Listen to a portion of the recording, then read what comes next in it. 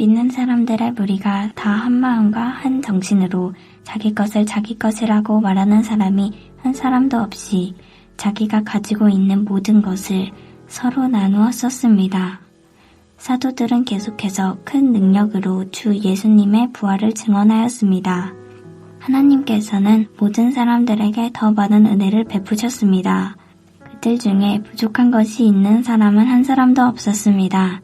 때로는 밭이나 집이 있는 사람이 밭이나 집을 팔아 판 돈으로 사도들에게 가져와 사도들의 밭 앞에 놓았습니다. 그러면 사도들은 그 돈이 필요한 사람들에게 각각 나누어 주었습니다. 믿는 사람 중에 요셉이라는 사람이 있었습니다. 사도들은 그 사람을 바나바라고 불렀습니다. 바나바라 이름의 뜻은 격려하는 사람입니다. 바나바는 키프로스에서 태어난 레위 지파 사람입니다. 요셉이 자기의 밭을 팔아 그 돈을 사도들 밭 앞에 갖다 놓았습니다. 아나니아라는 사람과 그의 아내 삽비라도 자기들의 땅 일부분을 팔았습니다. 아나니아는 땅을 판 돈에서 얼마를 떼어 몰래 숨겨놓고 나머지만 사도들 발 앞에 갖다 놓았습니다.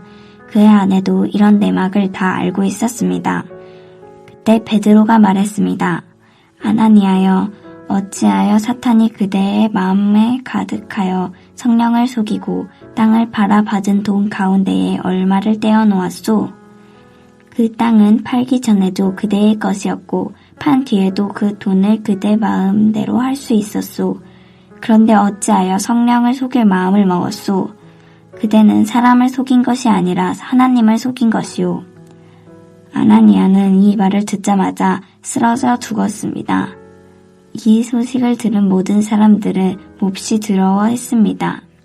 젊은이 몇 사람이 들어와 그의 시체를 싸서 밖으로 메고 나가 묻었습니다. 3시간쯤 지나서 아나니아의 아내 삽비라가 들어왔습니다. 삽비라는 방금 전에 무슨 일이 일어났는지 전혀 몰랐습니다.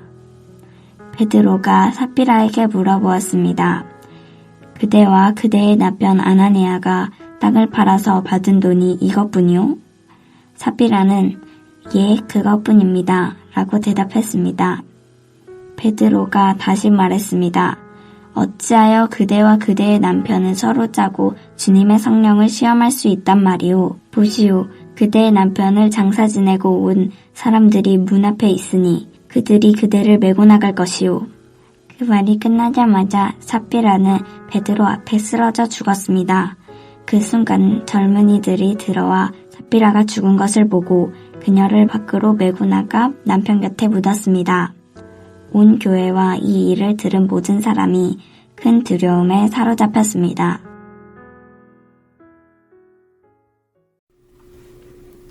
오늘 본문 32절을 보면 초대교회 공동체가 어떻게 신앙생활을 하는지를 잘 보여주고 있습니다. 믿는 무리가 한 마음과 한 뜻이 되어 모든 물건을 서로 통용하고 자기 재물을 조금이라도 자기 것이라 하는 이가 하나도 없더라. 예루살렘 교회는 모두가 한 마음 한 뜻이 되어서 모든 것을 서로 공동으로 사용했기에 그들 가운데는 가난한 자나 부유한 자가 없었습니다. 예루살렘에 집과 땅이 있는 자들은 자신의 것을 팔아서 사도들에게 주자 사도들이 각 사람의 필요에 따라 나누어 주었던 것입니다. 이 중에 대표적인 사람이 바로 바나바, 위로의 아들이라고 불리우는 레위 족속의 요셉이라는 사람이 있었습니다. 또 여기에 바나바처럼 사람들로부터 칭찬을 받고 싶었던 아나니아와 삽비라 부부도 자신의 소유를 팔아 사도들에게 바쳤습니다. 그러나 그들은 일부는 감추고 일부만 내놓았습니다. 아마도 그들은 그렇게 하면서도 마치 전부를 다 팔아서 바치는 것처럼 생색을 내고 자랑을 하였을는지 모릅니다. 그러나 베드로는 이 부부의 거짓된 행동을 알고는 사탄이 마음에 가득하여 성령을 속였으며 교회와 하나님에게 거짓말을 한 것이라고 책망합니다. 그 순간 베드로의 이 말에 아나니아가 듣고 죽음으로 장사를 치르고 그 후 3시간이 지난 후에 그의 아내 삽비라도 거짓말을 하므로 베드로가 책망하자 그네 역시 죽고 맙니다. 이 일로 인하여 온 교회와 듣는 사람 모두가 크게 두려워하였습니다. 초대교회 성도들이 자신의 재산을 팔아서 가난한 자를 돕는 일을 하였다는 것은 사도들이 시켜서 한 일이라기보다는 복음을 통해 일어난 일입니다. 신자들이 성령을 받고 성령으로 충만하자 그들의 마음에 감동을 받아서 기꺼이 한 것입니다. 초대교회의 이런 모습은 성령께서 세상에서 이루시고자 하는 진정한 공동체가 어떤 것인지를 보여줍니다. 즉 하나님의 새 창조 사역이고 새로운 공동체의 특징을 이루고 있는 것입니다. 더 많이 가지려고 경쟁하는 세상 나라와는 전혀 다른 모습을 보여주고 있습니다.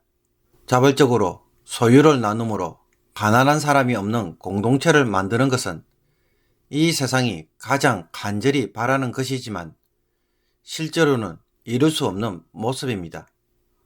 오직 하나님의 복음만이, 성령만이 우리의 삶을 이렇게 바꾸는 힘이 있고 복음의 열매로 주어지기 때문입니다. 가끔 초대교회의 이런 모습을 보고 어떤 이들은 초대교회로 돌아가자고 하면서 공동체 생활을 추구하는 이들이 있습니다. 개인의 사유재산을 부정하고 모든 것을 공동으로 사용하는 집단 생활 방식을 추구하는 교회를 만들려고 합니다. 과연 이렇게 하면 우리는 초대교회와 같은 교회를 만들 수 있을까요? 그러나 앞서 언급한 것처럼 초대교회의 이런 모습은 사유재산을 부정하는 어떤 제도나 프로그램 혹은 지시와 명령에 의한 것이 아니라 복음의 결과이며 성령에 의한 결과물이라는 것입니다. 아나니아와 삽비라를 보십시오. 그들은 초대교회의 모습에 도전을 받고 자신의 것을 드리고자 하였습니다. 모든 사람들이 다 그렇게 하니까 어쩔 수 없이 따라 하였을 수도 있고 자기들도 바나바처럼 인정받고 싶어서 한 것일 수도 있습니다. 그러나 그들의 행동의 중심에는 무엇이 있었습니까? 성령에 의한 마음이 아니었기에 개인적인 욕심과 이기심이 감추어진 적당한 헌신으로 하였습니다. 여기에 대하여 성령은 강하게 반발하고 대적합니다. 아나니아와 삽비라가 자신의 재산의 전부를 다 드리지 않아서 치신 것이 아니라 헌신을 하면서도 성령과 교회에 거짓말로 속이며 하였기 때문입니다. 이런 숨겨진 죄악은 성령이 세우시고자 하는 교회 순교를 무너뜨리는 일이었고 여기에 성령께서 지키시고자 그들을 죽음으로 치신 것입니다. 성령이 운행하면서 새로운 공동체를 창조하실 때 이들의 죄악이 공동체 안에 침투하는 것을 사전에 본보기로 막으신 것입니다. 그러므로 제도나 프로그램 혹은 누군가의 강력한 지도력으로 강제적으로 할 때 사람들은 따라가며 그 모양을 만들 수 있지만은 그러나 그 내면에 성령에 의한 자발성이 없다면 그 공동체는 참된 성령의 공동체라고 할 수가 없는 것입니다. 그것은 사람의 힘으로 이루려고 하는 공동체이며 사람의 내면에 있는 죄악이 얼마든지 그 공동체를 무너뜨릴 수 있음을 보여줍니다. 혹 누군가는 교회에서 헌신을 안 하는 사람도 많은데 그래도 아나니아와 삽비라가 이 정도로 헌신했으면 칭찬을 해 주어야 하지 않는가? 너무 심하게 성령님께서 다루신 것은 아닌가? 라고 말할 수도 있을 것입니다. 그러나 성령 하나님이 이것을 묵인하고 방치한다면 어떻게 되겠습니까? 적당한 헌신 뒤에 감춰진 개인의 욕심과 이기심이 교회 안에서 허용되고 방치된다면 그것은 사탄이 역사할 수 있는 틀을 만들어주는 것과 동일합니다. 그러므로 교회가 직분으로 사람을 움직이고 프로그램으로 사람을 통제하고 행사로 교회를 성장시키려고 하는 일들에 대하여 늘 조심해야 할 이유가 바로 이것입니다. 우리는 얼마든지 성령이 사라지고 대신에 사람의 생각과 자랑과 욕심으로 교회를 세워갈 수 있다는 것입니다. 그것은 성령이 이루시는 교회가 아니라 사람이 성령을 따라 흉내내는 교회가 될 수 있는 것입니다. 오늘 말씀을 통해 순전한 마음으로 성령에 순종하여 정말로 성령이 이루시고자 하는 것을 제대로 이루어내는 성도가 되기를 원합니다. 세상이 놀라워하고 세상이 할 수 없는 일들이 나를 통하여 일어나기를 축복합니다. 이 일을 통해 각 사람이 이제는 제대로 된 성령의 사람, 성령의 감동을 따라 복음을 따라 살고자 하는 그러한 열심을 가진 우리들이 되어야 하겠습니다. 성령으로 격려하고 성령을 사모하며 성령의 인도를 받는 삶이 삶의 습관이 되는 그러한 성도가 되기를 오늘 기도하고 사모하는 복된 날이 되기를 주님의 이름으로 축복합니다. 기도드리겠습니다. 우리를 향한 하나님의 뜻과 계획이 성령을 통해 우리 안에 다시 한번 이루어지게 하시며 하나님이 원하시는 공동체의 모습을 사모함으로 복음의 열매로 교회를 세우는 자들이 되게 하여 주옵소서. 우리 안에 감춰진 작은 이익과 내 욕심이 교회의 가장 큰 위협이며 성령이 대적하시는 문제임을 깨닫고 순전한 마음으로 교회를 섬길 줄 아는 성도가 되게 하옵소서. 깨끗한 마음으로 온전한 헌신을 드리는 것이 무엇인지를 이제는 깨닫고 성령으로 다시 한번